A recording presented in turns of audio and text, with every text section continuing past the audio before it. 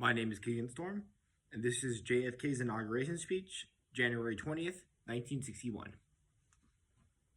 We observe today not a victory of party, but a celebration for freedom, symbolizing an end as well as a beginning, signifying renewal as well as change. For I have sworn you an almighty God, the same solemn oath our forebears prescribed nearly a century and 3/4 ago. The world is very different now, for man holds in his mortal hands the power to abolish all forms of poverty and all forms of human life. And yet the same revolutionary beliefs, which our founding fathers believed in, still stand today around the globe, and the belief and the rights of man, not from generosity of the state, but from the hand of God. We dare not forget today that we are heirs of the first revolution. Let the word go forth this time and place to friends and foe alike, that the torch has been passed to a new generation, and Americans born in this century, tempered by war, disciplined by a hard, bitter peace, proud of our ancient heritage, and unwilling to witness or permit the slow undoing of those human rights by which this nation has always been committed, and to which we are committed today at home and around the world. Let every nation know, whether it wishes us well or ill, that we shall pay any price, bear any burden, meet any hardship, support any friend, or oppose any foe to assure the survival and success of liberty. This much we pledge and more to those old allies whose cultural and spiritual origins we share. We pledge the loyalty of faithful friends. United, there is little we cannot do in the host of cooperative ventures. Divided, there is little we can do, for which we dare remember to fight, and in the past who foolishly sought power by riding the back of the tiger, ending up inside. To those people in the huts and villages of half the globe, struggling to break the bonds of mass misery, we pledge our best efforts to help them help themselves, for whatever period is required, not because of the communists may be doing it, not because we seek their votes, but because it is right. If a free society cannot help the many who are poor, it cannot save the few who are rich. To our sister republics of our border, we offer a special pledge to convert our good words into good deeds, in a new allegiance for progress, to assist free men and free governments in casting off the chains of poverty. But this peaceful revolution of hope cannot become the prey of hostile powers. Let all our neighbors know we shall join with them to oppose aggression or subversion anywhere in the Americas. And let every power know in this hemisphere it intends to remain the master of its own house. To that assembly of foreign states, the United Nations, our last best hope in an age where the instruments of war have far outpaced the instruments of peace, we renew our pledge of support to prevent it from being merely a forum for inventive, to strengthen and its shield of the new mask for the weak, to enlarge the area in which we may run. Finally, to those nations who make themselves our advisory, we offer not a pledge, but a request that both sides begin anew the quest for peace before the dark powers of destruction unleashed by science engulf all of humanity in planned or accidental self-destruction.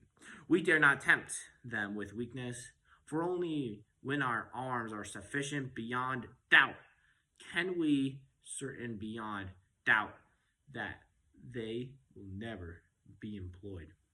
But neither can two great powerful groups of nations take comfort from our present course. Both sides overburdened by the cost of modern weapons, both rightly alarmed by the steady spread of deadly atom, yet both racing to alter the uncertain balance of terror that stays in the hands of humanity's final war. So let us begin anew, remembering on both sides that civility is not a weakness, and sincerity is always to subject for proof. Let us never negotiate out of fear, but never fear to negotiate. Let both sides explore what problems unite us. Instead of belligerent those problems which divide us, let both sides, for the first time, formulate serious and precise proposals for the inspection and control of arms, and bring the absolute power to destroy other nations and the absolute control of all nations. Let both sides seek to invoke the wonders of science instead of its terrors. Together, let us explore the stars and conquer the deserts, eradicate disease, tap the ocean depths, and encourage the art and commerce. Let both sides unite in the heed in all corners of the earth. The command to Isaiah to undo the heavy burdens and let the opposed go free. And if a beachhead of cooperation may push back the jungle of suspension, let both sides join in creating a new endeavor, not a new balance of power, but a new world of law, and where the strong are just as weak and secure in peace and preserved. All this will not be finished in 100 days, nor will it be finished in 1,000 days, nor in the life of this administration, nor even perhaps in our lifetimes on this planet. But let us begin. In our hands, my fellow citizens, more than mine, will rest the final success or failure of course, since this country was founded. Each generation of Americans have been summoned to give testimony and its national loyalty. The graves of young Americans who answered the call to service surround the globe.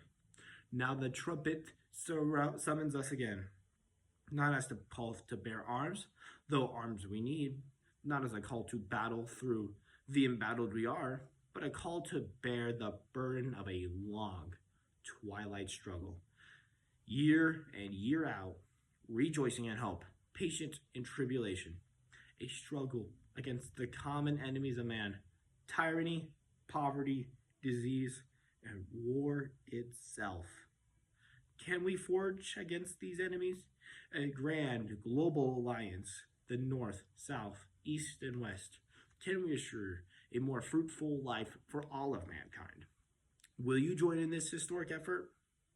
In the long history of the world, only a few generations have been granted the role of defending freedom in its hour of maximum danger. I do not shrink from this responsibility. I welcome it. I do not believe any of us exchanged the places with any people or any other generation.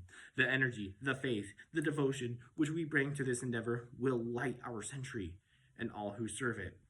And the glow from the fire can truly light the world.